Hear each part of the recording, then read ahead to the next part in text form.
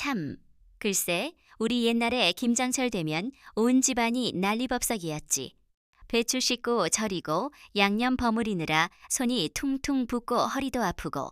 그런데 요즘 젊은 며느리들은 또 다르구나. 첫 번째 이야기는 36살 맞벌이 직장 다니는 남자 사연이야. 우리로 치면 여보라고 부르는 그의 아내 될 사람이 주인공이지. 친정에서는 부모님 두 분이 김장하시는데 도와주겠다고 해도 마다하시고 김치 여러 통 보내주시면서도 생색 한 번 안 내신대. 비용 챙겨드려도 니들 맛있는 거 사 먹으라며 도로 주머니에 넣어주시고. 참 따뜻한 친정이지. 그런데 시댁은 달라. 김장 때마다 며느리만 꼭 부르신대. 결혼 전엔 어떻게 했냐 물으니 어머니 혼자 하셨대. 외할머니 주시다. 돌아가신 후엔 사 먹었고 이번 주 토요일에 할 테니 빨리 오라 하시는데 올해는 안 가면 안 되냐고 하니 석준이는 집에서 쉬라고 하고 너만 오라 하시네. 그이가 있어야 무거운 거 들어주는데 그냥 다 같이 가겠다고 해도 너만 오라 하시지. 아들 하나라도 거둘까봐 그러시는 거야. 어머니 저 왔어요 하니 형님은 아직 안 왔대. 내일 오라고 했대. 신우는 내일 거물일 때 와서 수육 먹고 그래야지. 그래도 같이 해야죠. 이게 제일 힘든 일인데. 그럼 내년부턴 절인 배추 사서 하자 하니 집에서 절이는 거랑 같니 하시네. 여보, 송이 열 나는데 갑자기 왜 감기 걸린 것 같아. 집에 약 없어. 해열제랑 감기약 사와야 할 것 같아. 총이 감기 걸렸네. 집에 좀 다녀올게. 왜 하필 지금 아프다니. 얼른 가봐라. 다음날 병원 다녀와도 열 안 떨어지고 토해서 시댁 못 가겠대. 어머니 애가 토하고 연락돼서 못 갈 것 같아요. 아범한테 맡기고 오면 되잖니. 아프니까 저한테서 안 떨어지려고 해서요. 저 대신 귀가 가면 안 될까요? 출근하는 저도 내일 출근해요. 친정엄마도 지금 감기 기운이 있어서 못 맡겨요. 형님은 아직 안 왔어요. 저녁에 온다더라. 그런 게 어디 있어요. 저녁에 온다. 그럼 저도 안 가요. 어머니 내가 저한테 안 떨어지려고 하는데 어떻게 가요? 저 못 가요.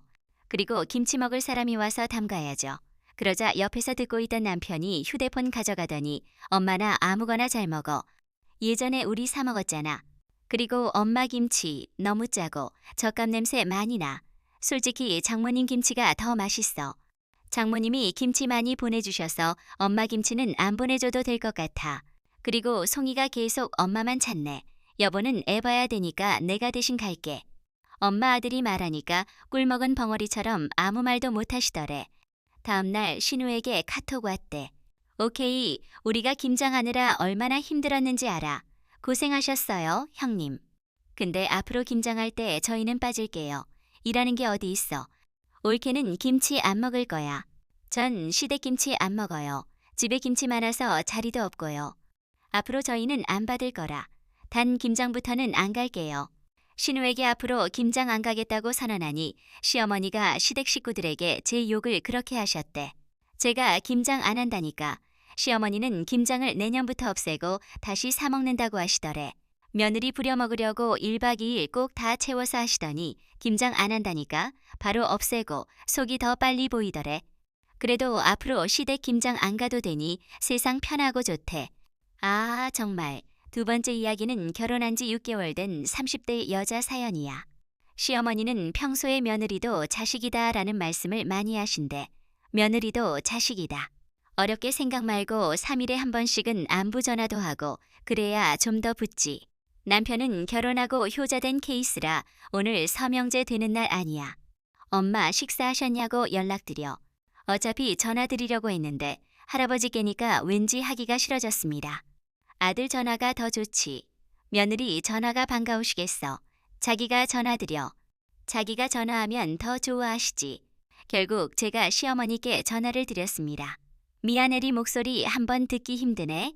어려움 말고 전화하라니까. 회사 끝나면 시간이 늦어서요. 다른 집 며느리는 회사 다녀도 연락만 잘하고 용돈도 매달 챙겨준다던데 너네는 없니? 용돈이요. 이번 달은 어려울 것 같고 다음 달부터 챙겨드릴게요. 그래, 며느리도 자식이다. 아깝게 생각 말고 부모한테 효도한다 생각해라. 나는 너를 자식으로 생각해. 그리고 한 달 후에 어머니께 용돈을 드렸습니다. 고맙다. 잘 쓰마. 저녁에 밥 먹으러 집으로 와라. 어머니 저희 왔어요. 어서 와라. 왔어요. 식구들 먹을 음식들을 시어머니가 미리 준비하고 계셨고 저는 거들기만 했습니다. 쿡은 다 됐다. 파 좀 넣을 거니까 좀 떨어라. 네, 어머니. 그런데 파 썰다가 손을 다치고 말았습니다. 조심 좀 하지. 자기 손 다쳤어. 설거지는 내가 할게. 남자가 설거지하면 떨어진다라는 우리 아들 설거지 한번 안 시키고 키웠다.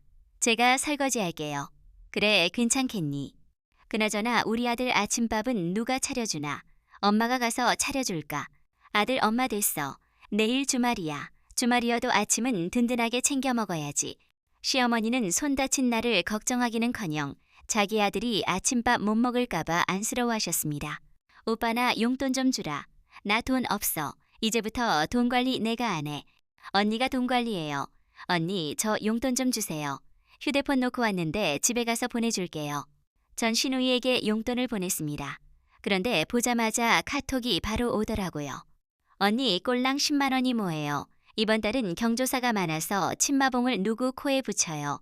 그가 10만 원 필요 없으니까 계좌 불러줘요. 다시 보낼 테니까. 저는 하면서 없이 20만 원을 더 보내줬습니다. 하지만 너무 어이가 없어서 남편에게 말을 했습니다. 남편은 화가 나서 신우이에게 전화를 했습니다. 야, 얼마를 주든 고맙게 생각해야지. 어디서 용돈 타령이야. 오빠, 지금 결혼했다고 언니 보여주는 거야. 몇 푼이나 된다고 치사하다. 정말. 신우이가 울고불고 난리를 치니까 시어머니가 저희 집까지 찾아오셨습니다. 하나밖에 없는 동생인데 잘해줘라. 엄마 잔소리하러 왔어. 뭐 내일 아침밥도 차려줄게. 맞다. 주말인데 뭐하러 오셨어?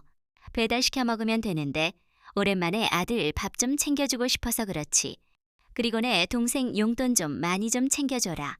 뭘 챙겨줘? 자기가 벌어서 쓰라. 그래, 맨날 빈둥빈둥 놀기만 하고 니들 다른 건 몰라도 용돈 맡기지 마라. 나 죽어서 제사 지내주면 뭐하니? 살아있을 때 맛있는 거 잘 사다 주고 용돈도 넉넉하게 주고 그래야지. 이게 다 너를 자식으로 생각해서 하는 말이야. 며느리도 자식이다. 저 어머니 자식 아니에요. 손 다친 딸에게 설거지 시키는 부모도 있나요? 낮에 일이 서운했던 건지 저도 모르게 이 말이 불쑥 튀어나와 버리고 말았습니다. 얘봐라, 누가 보면 내가 시킨 줄 알겠네. 내가 한다고 한 거잖아. 어머님 말씀이 맞긴 한데 바라셨잖아요. 하는 거 말리지도 않으시고요. 어른이 말을 하면 네 알겠습니다 해야지. 어디서 고개를 빳빳이 들고 말대꾸야. 난 내 자식들 그렇게 안 가르친다. 너도 이제 내 자식이니까 뭐든 가르쳐주마. 엄마라고 생각하고 따르도록 해. 알겠니? 네, 어머니. 맨날 며느리도 자식이라고 하시면서 며느리게 자식으로서의 도리와 의무만 찾으시니 저는 자식으로서의 권리를 찾기로 했습니다. 어머니가 저를 자식으로 생각하신다니까 저도 앞으로 자식 노릇 잘할게요. 어머니 엄마라고 불러도 돼요. 그렇게 하죠. 우리 며느리가 이렇게 싹싹하고 이뻐요. 시어머니가 좋아하시자 남편도 남의 속도 모르고 좋다고 웃더라고요. 다음날 저는 어머니가 차려주시는 밥을 먹고 나 손 다쳐서 설거지 못하는 거 알죠? 설거지가 뭐 별거냐. 내가 해야지 뭐. 오늘 사이 갖고 보기 좋네. 엄마 요리하느라 힘드셨으니까 내가 설거지할까. 남자는 설거지하는 거 아니다 하면서 시어머니가 설거지를 하셨습니다. 엄마, 우리 오늘 데이트해요. 제가 맛있는 거 사드릴게요. 그렇게 남편이랑 시어머니와 함께 쇼핑하러 갔습니다. 이거 갖고 싶었던 건데 너무 예쁘다. 그럼 사면 되지. 엄마가 이거 사주세요. 내가 말이냐. 그렇게 시어머니는 울면 겨자 먹기로 카드 결제를 하셨습니다. 저는 시댁에서도 진짜 자식처럼 최대한 수위 조절을 해가면서 시어머니께 친절식처럼 굴었죠. 엄마, 우리 배달시켜 먹어요. 설거지하기도 귀찮은데 제가 주문할게요. 배달 음식 먹고 나면 대충 치우고 누워서 시어머니가 깎아다 주는 과일을 짜증나고 다 먹으면서 휴대폰 게임을 하루 종일 했습니다. 엄마, 저번에 우리 집 왔을 때 장조림이랑 진미채 해준 거 다 먹었어요. 집에 반찬이 똑 떨어져서 먹을 게 하나도 없는데 반찬 좀 싸주세요. 엄마, 그걸 벌써 다 먹었단 말이냐. 뭐 어려운 것도 아니고 해주마. 고마워요, 엄마. 역시 우리 엄마밖에 없어. 엄마, 내일 일요일이니까 낮에 외식해요. 근처에 맛집 예약해 놓을게요. 여기서 오늘 들어가도 되죠? 그렇게 해라. 그런데 시어머니가 남편을 조용히 부르더니 니들 안 가니 좀가 그날 이후 시어머니는 무참으시겠는지 남편에게 전화해서 엄마라는 호칭이 부담스럽다며 어머니로 호칭을 변경해달라고 하셨습니다. 며느리는 며느리지 자식은 아닌 것 같다면서 하소연을 하셨다고 하더라고요. 글쎄, 세 번째 이야기는 사극 좋아하는 39살 여자 사연이야. 사극에 나오는 낭구님들처럼 진중한 사람이 이상형인데 남편은 무슨 말을 해도 장난스러운 말투이고 깐족대는 게 취미인 사람이래. 장난칠 때 제 반응이 재밌다면 장난을 치는데 제가 화장하고 있으면 장난치려고 화장하는 건 뻔히 쳐다본대. 마스카라 착착 바르다 보면 입이 자연스럽게 벌어지잖아. 그걸 앞에서 굳이 따라하면서 깐족거리기 시작한대. 그거 신경 쓰다가 잘못 발라져서 삑사리가 나면 재밌다면 잇몸까지 드러내놓고 깔깔대며 웃다가 웃지 마. 다시 해야 되잖아. 마스카라 다시 바르고 눈썹까지 마무리하면 눈 그렇게 그렸어. 왜 이상해? 너무 두껍잖아. 장군 정말 콱한데 쥐어받고 싶은 심정이에요. 남편은 키가 183이고 저는 154인데 결혼 전부터 제 키를 가지고 놀리기 시작했습니다. 야, 짜리몽땅 하지 마. 알겠어, 안 할까? 안 할게. 결혼 전에는 이런 장난이 나쁘지만은 않았는데 지금은 그런 남편을 장난이 너무너무 싫습니다. 어느 날 저는 안방에서 좋아하던 사극을 정주행하고 있었는데요. 그걸 또 봐. 대단하다. 그런데 거실에서 TV를 보고 있던 남편이 이리 와 보거라. 왜 또 뭐 놀리려고. 한 번만 와주라. 사정 하길래 소파 쪽으로 가봤죠. 저기 TV나 온다. 저게 뭔데? 호비토피 몰라. 저는 이때부터 짜증이 슬슬 올라왔습니다. 자기 화난 거 아니지. 내가 키로 놀리지 말라고 했지.